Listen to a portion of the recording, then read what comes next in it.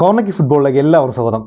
അങ്ങനെ super ക്ലാസിക്കയിൽ Argentina തട്ടകമായ Bruno ഐറസിൽ വെച്ച് നടന്ന മത്സരത്തിൽ ബ്രസീലിനെ 4-1 സ്കലോണിയുടെ പില്ലർ പഞ്ഞിക്കിട്ടിരിക്കുന്നു. പഞ്ഞിക്കിട്ടെന്ന് വേണം പറയണം, അതിന് വേറൊരു വാക്കൊന്നും പറയാനില്ല.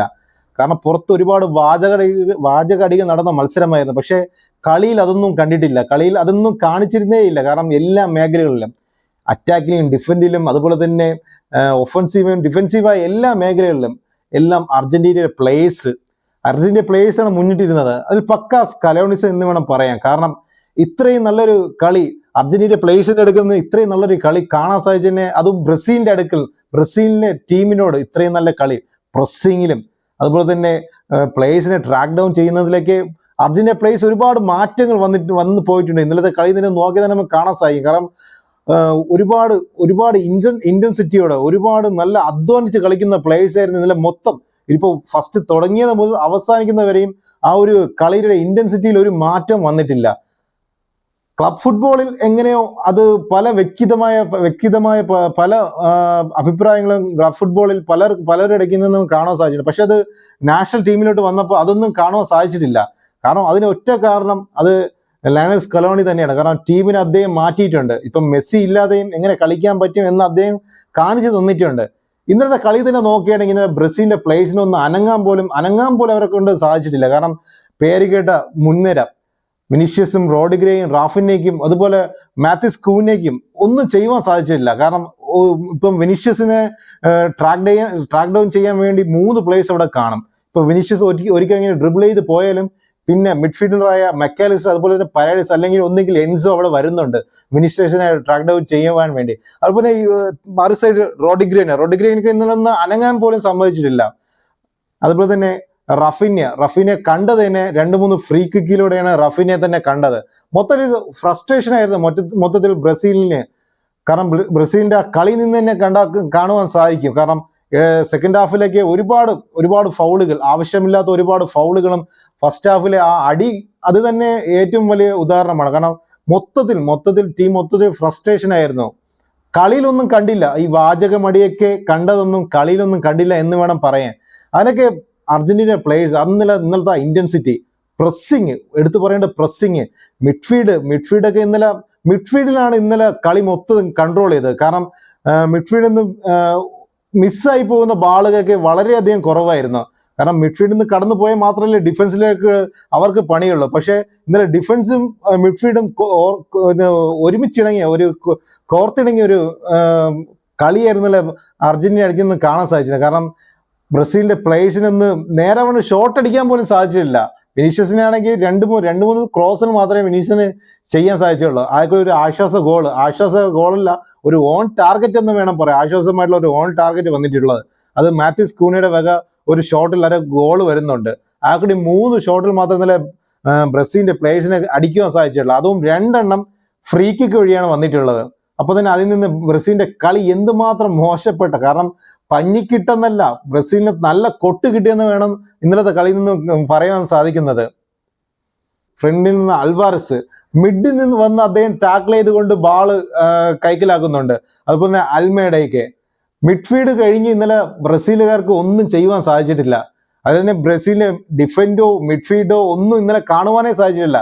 മുറിയിലേക്കൊന്ന് സെറ്റ് ആവാനുള്ള സമയം പോലും അർജന്റീന പ്ലേയേഴ്സ് കൊടുത്തിട്ടില്ല. അതുപോലെ തന്നെ വെയ്സിലേക്ക് ഇന്നലത്തെ ഒരു മത്സരം മറക്കേണ്ട ഒരു മത്സരമാണ്. അങ്ങനെ കുറെ അധികം പോയിന്റുകൾ ഇന്നത്തെ മത്സരം എന്ന് പറയാൻ സാധിക്കുന്നു. കാരണം ബ്രസീലിന് ഇന്നലെ നിലത്തൊന്ന് കാല് കുത്താൻ പോലും അർജന്റീന പ്ലേയേഴ്സ് സമ്മതിച്ചിരുന്നില്ല.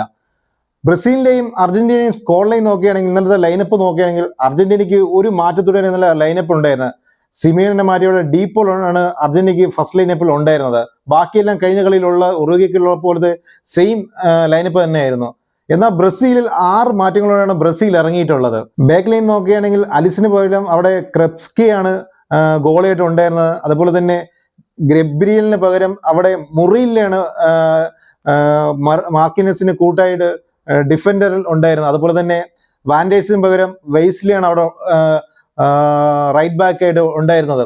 അതുപോലെ തന്നെ മിഡ്ഫീൽഡ് നോക്കുകയാണെങ്കിൽ ഗെയ്മേറസിന് പകരം അവിടെ ആൻഡ്രയാണ് ഉണ്ടായിരുന്നത്. അതുപോലെ തന്നെ ഗേർസന് പകരം അവിടെ ജോയലിൻ്റെലാണ് ഫസ്റ്റ് 11 മിഡ്ഫീൽഡിൽ ഉണ്ടായിരുന്നത്. പിന്നെ ജാവ് പെട്രയ്ക്ക് പകരം സെന്റർ ഫോർവേഡായിട്ട് അവിടെ മാത്യൂസ് കൂനയാണ് ഇന്നലത്തെ ലൈനപ്പിൽ ഇടം പിടിച്ചിരുന്നത്. അങ്ങനെ കുറച്ചൊരു മാറ്റങ്ങളുമായിട്ടാണ് ബ്രസീൽ ടീം ഇന്നലെ അർജന്റീനയുടെ ലൈനപ്പിൽ ഇറങ്ങിയത്. പക്ഷെ എങ്കിലും ഒരു സൂപ്പർ സ്ക്വാഡ് തന്നെയായിരുന്നു ബ്രസീലിന് ഉണ്ടായിരുന്നത്. പക്ഷെ എങ്കിലും കളിയിൽ അതൊന്നും കാണാൻ സാധിച്ചിട്ടില്ല. കളിയിൽ ഒരു വിധത്തിലും അർജന്റീന പ്ലേയേഴ്സ് ബ്രസീലിന്റെ പ്ലേയേഴ്സിനെ ഒന്നും ചെയ്യുവാൻ സമ്മതിച്ചില്ല. കാരണം ഓരോ പ്ലേയേഴ്സിനെയും അർജന്റീന പ്ലേയേഴ്സ് ട്രാക്ക് ഡൗൺ ചെയ്യുന്നുണ്ട്. അതാണ് എനിക്ക് ആശ്ചര്യമായി പോയത്. കാരണം ഇത്രയും നല്ലൊരു കളി, ഇത്രയും നല്ല പ്രസ്സിങ്ങിൽ, ഹൈ പ്രസ്സിങ്ങിൽ നിന്നാണ് കളിച്ചിരുന്നത് ഓരോ പ്ലേയേഴ്സിനും. ഇപ്പം അൽമേഡ ആയിരുന്നാലും അതുപോലെ തന്നെ അൽവാരസ് ആയിരുന്നാലും വന്ന് പ്രസ് ചെയ്യുന്നുണ്ട്. പ്രസ് ചെയ്ത് ബാള് ടാക്കിൾ ചെയ്ത് ബാള് റിട്ടേൺ ചെയ്യുന്നുണ്ട്. എപ്പോഴൊക്കെ അർജന്റീന പ്ലേയേഴ്സിന്റെ കയ്യിൽ നിന്നൊക്കെ ബാള് പോയിട്ടുണ്ടോ, ബാള് പോയിട്ട് അധികമൊന്നും ഞാൻ കണ്ടിട്ടില്ല. കാരണം മിഡ്ഫീൽഡ് ഇന്നലെ മൊത്തത്തിൽ ഭരിച്ചിരുന്നു. ഇപ്പം മിഡ്ഫീൽഡിൽ നിന്ന് ബാൾ ഇങ്ങ് ഡിഫൻഡിൽ പോയാൽ മാത്രമല്ലേ ബ്രസീലുകാർക്ക് എന്തെങ്കിലും ചെയ്യാൻ സാധിക്കുള്ളൂ. പക്ഷെ അതൊന്നും ഇന്നലെ കാണിച്ചിരുന്നില്ല.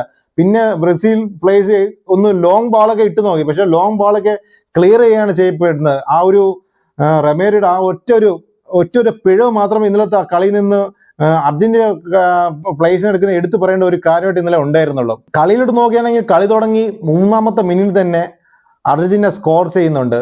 അതൊരു ഡീപ് ബോൾ, സെന്റർ ഹാഫിൽ നിന്ന് ഡീപ് ബോൾ, ഒരു ലോങ് ബാള് അത് ടാഗ്ലിഫിക്ക് നൽകുന്നുണ്ട്. ടാഗ്ലിഫിക്ക് ഒരു ഹെഡറിലൂടെ അൽമേഡയ്ക്ക് അത് പാസ് ചെയ്യുന്നുണ്ട്. അൽമേഡ ഒരു കൃത്യമായി അൽവാരസിന് പാസ് ചെയ്യുന്നുണ്ട്. പക്ഷെ എങ്കിലും അൽവാരസിനെ മുറിലെയും അതുപോലെ തന്നെ മാർക്കീനസിനെയും ട്രാക്ക് ഡൗൺ ചെയ്യുന്നുണ്ട്. പക്ഷെ അതിന്റെ ഒരു ഇടയിലും അൽവാരസിന് ആ ബാൾ കിട്ടുന്നുണ്ട്. അത് സിമ്പിൾ ഫിനിഷിലൂടെയാണ് അൽവാരസ് ആ ഫസ്റ്റ് ഗോൾ അടിക്കുന്നത്. അവിടെ തന്നെ ഫസ്റ്റിലെ തന്നെ ബ്രസീലിന്റെ ഡിഫൻഡ് അവിടെ ഒരു ചോദ്യചിഹ്നമായി വരുന്നുണ്ട്. പക്ഷെ എങ്കിലും പിന്നീട് അത് സെറ്റ് ആവും എന്ന് വിചാരിച്ചിരുന്നു. പക്ഷെ എങ്കിലും വീണ്ടും സെറ്റ് ആയിട്ടില്ല. ആ രണ്ടാമത്തെ ഗോൾ ഒരു സുന്ദരമായ പാസിംഗ് ഗെയിമിലൂടെ, ടീം വർക്കിലൂടെയാണ് ആ രണ്ടാമത്തെ ഗോൾ വരുന്നത്. കാരണം അതിൽ ഒട്ടുമിക്ക പ്ലേയേഴ്സ് ആ ഗോളിൽ ടച്ച് ചെയ്യുന്നുണ്ട്.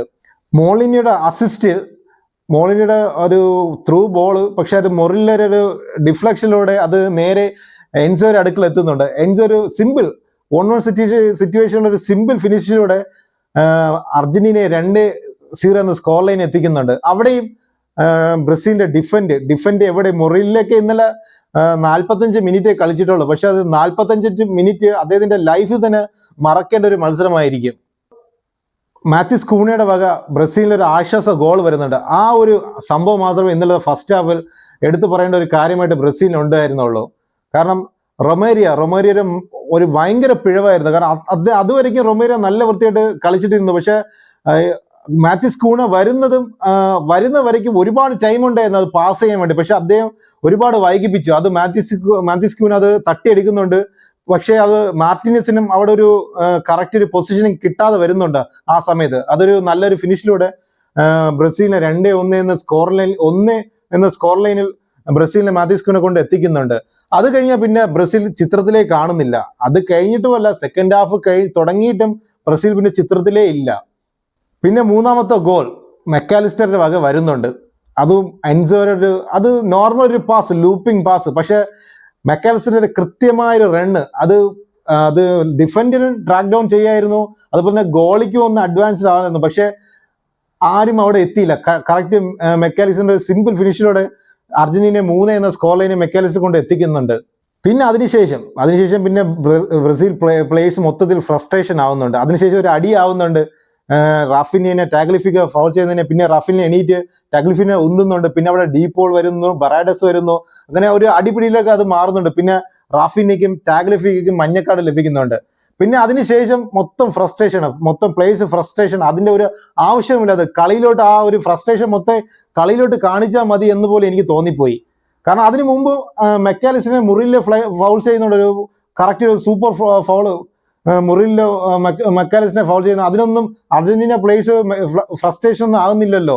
അതിനുശേഷം മൊത്തത്തിൽ ബ്രസീൽ പ്ലേയേഴ്സ് മൊത്തത്തിൽ ഫ്രസ്ട്രേഷനാണ്. സെക്കൻഡ് ഹാഫ് തുടങ്ങിയിട്ടും ആ ഫ്രസ്ട്രേഷനിൽ ഒരു കുറവും വരുന്നില്ല. പിന്നെ ബ്രസീലിന് കിട്ടുന്ന സെക്കൻഡ് ഹാഫിൽ കിട്ടുന്ന ചാൻസുകൾ എന്ന് വെച്ചാൽ ആ ഒരു രണ്ട് ഫൗളിൽ വരുന്ന ഫ്രീ കിക്കുകൾ. വിനീഷ്യസിനൊന്നും നല്ല വൃത്തിയിട്ടൊന്നും കളിക്കാൻ പോലും 2-3 ഡ്രിബിളിലൊക്കെ ചെയ്യുന്നുണ്ട്. പക്ഷെ ആ ഡ്രിബിൾ ചെയ്ത് പാസ് ചെയ്ത് പോയാലും പ്ലേയേഴ്സ് ഒന്ന് പിന്നീട് ട്രാക്ക് ഡൗൺ ചെയ്യുന്നുണ്ട്. മെക്കാലിസ്റ്റർ ആയിരുന്നാലും എൻസോ ആയിരുന്നാലും തിരിച്ച് 2 പേര് വന്ന് മിഡ്ഫീൽഡിൽ നിന്ന് വിനീഷ്യസിനെ ട്രാക്ക് ഡൗൺ ചെയ്യുന്നുണ്ട്. വിനീഷ്യസ് ആകെ കൂടി കൊടുക്കാൻ പറ്റിയ 2-3 ക്രോസുകൾ മാത്രം. അത് സിമ്പിൾ ക്രോസുകൾ. അത് മാർട്ടിനസ് കൈക്കലാക്കുകയാണ് ചെയ്തിരുന്നത്. അതുപോലെ തന്നെ ഈ സൈഡ് നോക്കുകയാണെങ്കിൽ റോഡിഗ്രേന് ഫസ്റ്റ് ഹാഫിൽ ഒന്നും ചെയ്യാൻ സാധിക്കുന്നില്ല. പിന്നെ സെക്കൻഡ് ഹാഫിൽ ആദ്യമേ തന്നെ റോഡിഗ്രേനെ കോച്ച് മാറ്റി അവിടെ എൻട്രിക്കിനെ കൊണ്ടുവരുന്നതാണ്. എൻട്രിക്കിനെ കൊണ്ടുവന്നിട്ട് ഒരു കാര്യമില്ല. എൻട്രിക്ക് ആകെ ഒരു റണ്ണ് മാത്രമേ പിന്നെ പോസ്റ്റിലേക്ക് ചെയ്തുള്ളൂ. അത് കറക്റ്റ് അർജന്റീന പ്ലേസ് അത് ട്രാക്ക് ഡൗൺ ചെയ്ത് അത് വലിക്കുന്നുണ്ട്. പിന്നെ അതിനെ എൻട്രിക്ക് പിന്നെ ഓട്ടോമാറ്റിന്റെ ഫൗളാണ് ചെയ്യുന്നത്. അങ്ങനെ മൊത്തത്തിൽ സെക്കൻഡ് ഹാഫിലായിരുന്നു മൊത്തത്തിൽ ഫ്രസ്ട്രേഷൻ ആയിരുന്നു മൊത്തത്തിൽ ബ്രസീൽ പ്ലേയേഴ്സിന്. അതൊന്നും കളിയിലൊന്നും കണ്ടില്ലായിരുന്നു. പക്ഷെ എല്ലാത്തിനെയും മറന്നുകൊണ്ട് സിമീണിന്റെ വക മറ്റൊരു ഗോൾ, 4ാമത്തെ ഗോൾ അർജന്റീന വക വരുന്നുണ്ട്. അത് 68ാമത്തെ മിനിറ്റിൽ അൽമേഡനെ അവിടെ മാറ്റുന്നുണ്ട് കോച്ച്. അവിടെയാണ് സിമിയോണി വരുന്നത്. എന്നാൽ 73ാമത്തെ മിനിറ്റിൽ സിമിയോണിന്റെ വക മറ്റൊരു ഗോൾ അടിക്കുന്നത്. അവിടെയും ബ്രസീൽ പ്ലേയേഴ്സിന്റെ ആ അലസത കാണുന്നത്. അതൊരു ഫ്രീ കിക്കിലൂടെ റൊമേരിയ ഒരു ഫ്രീ കിക്ക് കിട്ടുന്നുണ്ട്. അത് പെട്ടെന്ന് തന്നെ അത് ടാക്കിലേക്ക് ഫ്രീ കിക്ക് അത് പാസ് ചെയ്യുന്നുണ്ട്. അവിടെയും ഒരു സിമ്പിൾ ക്രോസ് ആണ് അവിടെയും നൽകുന്നുണ്ട്. അവിടെയും ആരും ആ ക്രോസിനെ ട്രാക്ക് ഡൗൺ ചെയ്യുന്നില്ല. അതൊരു സിമ്പിൾ അല്ല, അത് ഫിനിഷ് ചെയ്യാൻ അൽവാരസിന് പറ്റുമായിരുന്നു. പക്ഷെ അൽവാരസ് അത് ഓവർലാപ്പ് ചെയ്ത് മുന്നോട്ട് വരികയാണ് ചെയ്യുന്നത്. പക്ഷെ അത് ഒരു ടൈറ്റ് ആംഗിൾ ഫിനിഷിലൂടെ അത് സിമിയോണെയാണ് ഗോളാക്കുന്നത്. അങ്ങനെ മൊത്തത്തിൽ ഡിഫൻസ് ആയിരുന്നാലും മിഡ്ഫീൽഡ് ആയിരുന്നാലും ഒന്നും പരസ്പരം പഴിച്ചാരികയല്ലാതെ ഇന്നലെ ബ്രസീൽ പ്ലേയേഴ്സിന് ഒന്നും ചെയ്യുവാൻ സാധിച്ചിട്ടില്ല. റഫീനിക്കാണെങ്കിൽ ആകെ കൂടി കണ്ടത് 2-3 പ്രാവശ്യം റഫീനിയനെ ആ ഫ്രീ കിക്കിൽ ആ ബാർ തട്ടി പോകുന്നത് കാണുന്നുണ്ട്. അതുപോലെ തന്നെ സെക്കൻഡ് ഹാഫിൽ ഇറങ്ങുന്ന സാവിനിക്കായിരുന്നാലും ഒന്നും ചെയ്യുവാൻ സാധിക്കുന്നില്ല.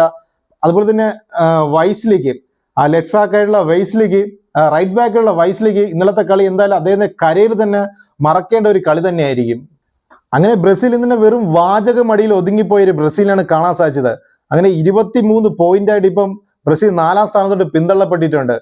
അർജന്റീന കളി തുടങ്ങാൻ മുമ്പ് തന്നെ ലാറ്റിൻ അമേരിക്കയിൽ നിന്നും ആദ്യം ക്വാളിഫൈ ചെയ്യുന്ന ടീമായിട്ട് അർജന്റീന മാറിയിട്ടുണ്ട്. പക്ഷെ ഇന്നലത്തെ കളി വിജയിച്ചവർ 1ാം സ്ഥാനം ഭദ്രമാക്കിയിട്ടുണ്ട്. 31 പോയിന്റുമായി 1ാം സ്ഥാനം ഭദ്രമാക്കിയിട്ടുണ്ട്.